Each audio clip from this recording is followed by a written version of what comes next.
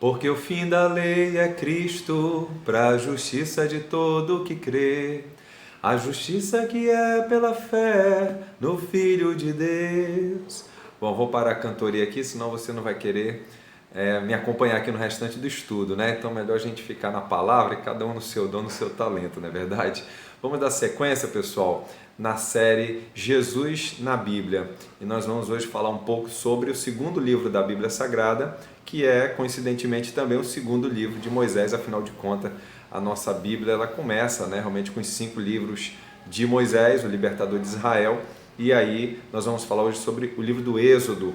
O Êxodo que vai, como já diz o próprio título, né, relatar ali, historiar a saída do povo de Israel do Egito, não é? Isso aí, vamos contar de hoje aí de 2019, onde nós estamos falando aí de pelo menos 5.000 anos atrás dessa história toda, que é algo maravilhoso, algo verídico, algo que é incontestável, né, gente? Basta você pegar um avião, viajar lá para o Oriente Médio e tá lá a história viva, provada arqueologicamente, historicamente, sociologicamente e biblicamente também.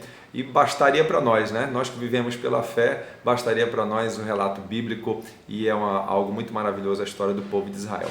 Pois bem, mas nós vamos falar estamos falando nessa série justamente sobre toda a passagem, as passagens bíblicas. Obviamente não vamos falar 100% sobre todas as passagens bíblicas, mas estamos destacando algumas, igual eu vou fazer hoje aqui com você em relação ao livro de Êxodo. Vamos destacar alguns pontos do livro de Êxodo que, obviamente, apontam para o nosso Senhor e Salvador Jesus. Então, inevitavelmente, vamos falar sobre o personagem ali que se destaca, que é Moisés, o que a figura de Moisés aponta para o nosso Senhor Jesus. Vamos falar um pouco sobre os mandamentos ali, a lei de Moisés, falar, obviamente, sobre a Páscoa, né? Que é ali uma das festas instituídas em Israel e a origem dela, que foi instituída ainda no Egito, dentro das famosas 10 pragas ali do Egito, e aponta para o nosso Senhor Jesus, correto? E, obviamente, vamos dar uma pincelada sobre a questão do tabernáculo, que é quando ali na lei de Moisés, Deus começa a dar os preceitos, as orientações, os mandamentos relacionados à construção do tabernáculo e, obviamente, aponta para o nosso Senhor Jesus, tá bom? Na figura de Moisés, lá em Êxodo capítulo 1, nós já vemos o nascimento de Moisés. E Moisés, ele nasce num período ali onde o faraó, que estava no momento dominando no Egito, ele não conhecia toda a história de um antecessor do povo de Israel, que foi José. José, que ele ali foi um salvador daquela época de todo mundo, né? Porque ele foi usado por Deus para levar o Egito todo a superar 7 anos de uma fome intensa, e outros povos, outras nações vieram inclusive comprar suprimentos no Egito, mas foram passando-se, né, os anos, passaram-se ali pelo menos 400 anos e agora estava um faraó no poder que não tinha conhecimento nenhum a respeito do que Deus havia feito através de José e por que aquele povo hebreu estava ali no meio deles. Então, o povo de Israel agora é escravo, é oprimido pelos egípcios, trabalhos pesadíssimos, tá? E, inclusive, agora há uma perseguição, porque Faraó está preocupado com o crescimento do povo de Israel. Então, ele ordena que, se uma parteira visse um menino nascer, era para matar, não era para deixar mais nenhum homem nascer, que ele estava com medo dos hebreus se fortificarem e se rebelarem contra ele. E o nascimento de Moisés já é um milagre nesse período. A sobrevivência de Moisés é um milagre, né? Então a mãe Joquebede o esconde ali, coloca depois no cesto, Miriam fica de olho ali, já era a irmã mais velha, e esse cesto chega ali pelo rio Nilo até a filha de Faraó, e Moisés então ele é criado pela filha de Faraó, né? Sustentado pela filha de Faraó, e na verdade amamentado pela mãe Joquebede. Deus preparou todo esse ambiente ali e Moisés cresce então na cultura do Egito, certo?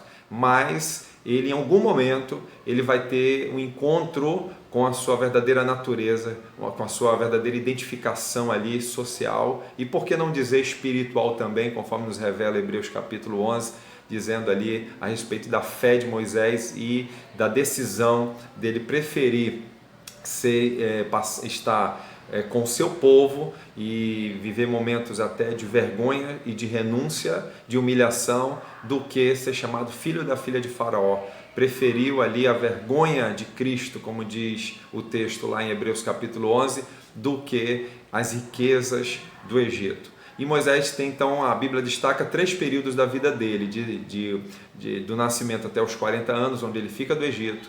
Depois ele vai passar 40 anos lá para o deserto de Midian, onde ele casa-se e vai ser ali pastor. E depois de mais 40 anos, agora já com 80, Deus o chama para essa missão de te retirar o povo de Israel ali do Egito, resgatar o povo das mãos de Faraó. Então o propósito, o plano é todo de Deus, o projeto é de Deus. Êxodo capítulo 2 fala muito bem sobre isso, sobre Deus ter visto do alto ali, certo? O clamor do povo de Israel, capítulo 3, desculpa, de Êxodo, e Deus viu o clamor e Deus descer para salvar, para socorrer e escolher Moisés como esse libertador. Então isso aponta para o nosso Senhor Jesus inevitavelmente, porque João capítulo 3,16, Deus amou o mundo de tal maneira que deu o seu Filho unigênito, para que todo aquele que nele crê não pereça, mas tenha a vida eterna. E aqui vai já uma observação, nenhum personagem bíblico, nenhum objeto bíblico dentro da tipologia bíblica vai 100% conseguir representar o Senhor Jesus. E Moisés, no livro de Hebreus capítulo 3, ele é apresentado como servo de Deus e fiel sobre toda a casa de Deus, mas como servo. Só que aí o próprio livro de Hebreus vai destacar Jesus como filho, né? Jesus estava ali como filho, certo? Filho de Deus, como herdeiro de todas as coisas, tá bom? Então, obviamente, já é uma diferença. Outra coisa, Moisés, ele morreu como todo homem. Jesus, ele morreu na cruz do Calvário, mas ele ressuscitou ao terceiro dia, né? Moisés não ressuscitou ao terceiro dia, mas Jesus sim, tá certo? E, obviamente, Moisés foi o libertador, sendo instrumento nas mãos de Deus, mas Cristo é quem deu a vida, né, por nós. Inclusive, eu quero ir para o segundo ponto, que é justamente a questão da segunda praga, da última praga ali do Egito, que é quando nos fala sobre a Páscoa, né? Então, se estamos falando de morte, de sacrifício, de dar a vida, nós vamos falar também sobre a Páscoa. E na Páscoa, em Êxodo capítulo 12, é aquele momento onde Deus fala ali para o povo de Israel, então, escolher ali um cordeiro sem defeito, sem mancha, macho, e esse cordeiro seria morto, né? Para ele ser sacrificado, e haveria a celebração da Páscoa juntamente com pães asmos, certo? Que são pães sem fermento, e eles fariam aquilo ali e pegariam o sangue daquele cordeiro, passariam nos umbrais da casa, porque à noite passaria ali sobre todo o Egito um anjo da morte enviado pelo Senhor. Por isso que Páscoa, esse pechá, do termo pechá, né, do hebraico, ele tem esse sentido de passagem.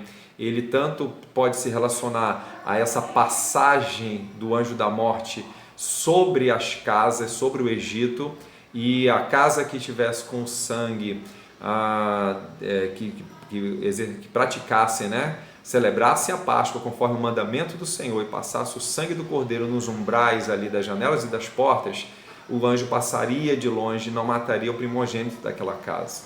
E ao mesmo tempo, a saída do povo de Israel, né, eles passaram pelo Mar Vermelho, Êxodo capítulo 13, 14, vai falar toda dessa história também, significa essa passagem da morte para a vida, essa passagem da escravidão para a libertação, essa passagem realmente de uma vida sem servir a Deus plenamente e passar agora a servir a Deus de forma plena, que era o propósito de Deus para o povo de Israel, tá bom? Então a Páscoa tem todo esse sentido, por isso que a carta de Paulo aos Coríntios vai dizer que Cristo ele é a nossa Páscoa, né? Nós não celebramos a Páscoa judaica, isso aí foi um mandamento para o povo de Israel, e nem uma Páscoa pagã que a gente vê aí na nossa cultura também, né? Muito recheada de chocolate e de outros elementos que nos tiram o foco do nosso Senhor e Salvador Jesus. A nossa Páscoa é Cristo. Inclusive, eu enfatizo muito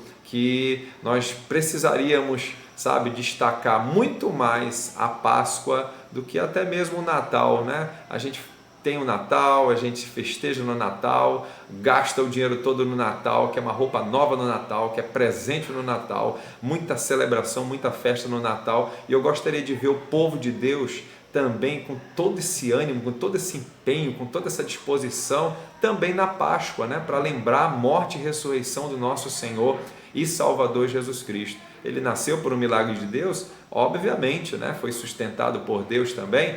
Afinal de contas, a Bíblia diz também que José e Maria tiveram que fugir para o Egito, e o profeta havia dito: olha, do Egito chamarei meu filho. Aconteceu com o Senhor Jesus de forma muito semelhante ao de Moisés também, mas é a morte e ressurreição de Cristo que vai nos resgatar, que vai nos libertar ali do império das trevas realmente. Inclusive, nós temos no livro de Êxodo, capítulo 20, os famosos 10 mandamentos, certo? Nós temos muitos outros mandamentos e preceitos bíblicos, né? Mas o livro de Êxodo se destaca ali pelos 10 mandamentos, e a lei, ela vem, né? Ela vem ali para conter, para reger, né?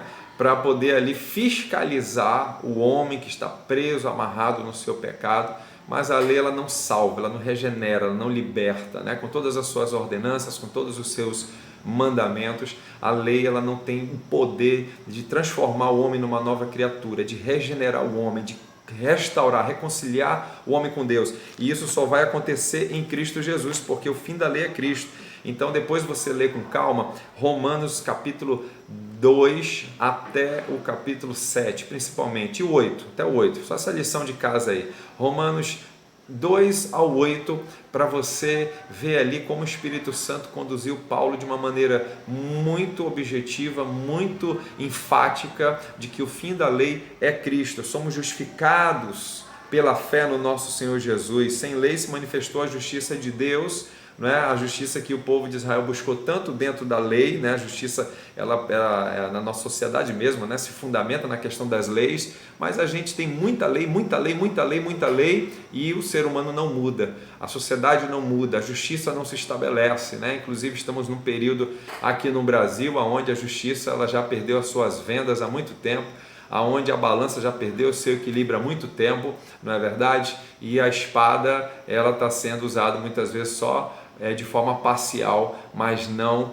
de forma correta, porque a lei, ela realmente sem temor a Deus, sem regeneração, sem transformação, sem Cristo, ela é vã, ela é vazia. Então Jesus que é a manifestação da justiça de Deus, e através da fé em Jesus nós temos redenção pelo sangue de Cristo, né? Lembra lá do Cordeiro da Páscoa, o sangue derramado, não é verdade, ali? E depois no livro de Êxodo nós temos também, por exemplo, a construção do tabernáculo ali, que é justamente um lugar de adoração, um santuário, né? O tabernáculo é um santuário, significa uma habitação de Deus no meio do povo, estava ali representado em todos aqueles elementos, e tudo vai apontar para Cristo, né? A porta do tabernáculo aponta para Cristo, a nossa porta, o tanque onde havia a lavagem ali do sacerdote vai apontar para a palavra de Cristo que nos lava, que nos santifica. O altar de sacrifício vai apontar para Cristo, o verdadeiro sacrifício por nossos pecados.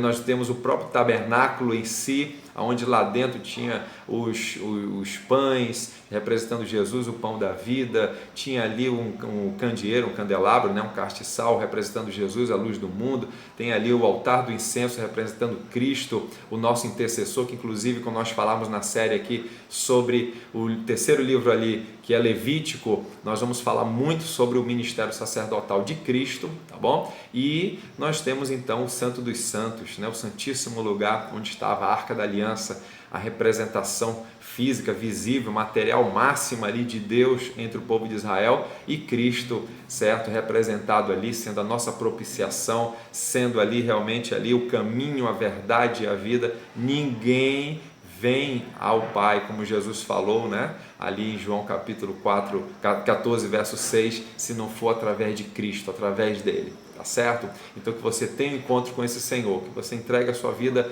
ao Senhor Jesus Cristo, entenda que o fim da lei é Cristo, que Ele é o Salvador, que Ele é o Libertador, que Ele é aquele que veio nos resgatar, nos reconciliar com Deus.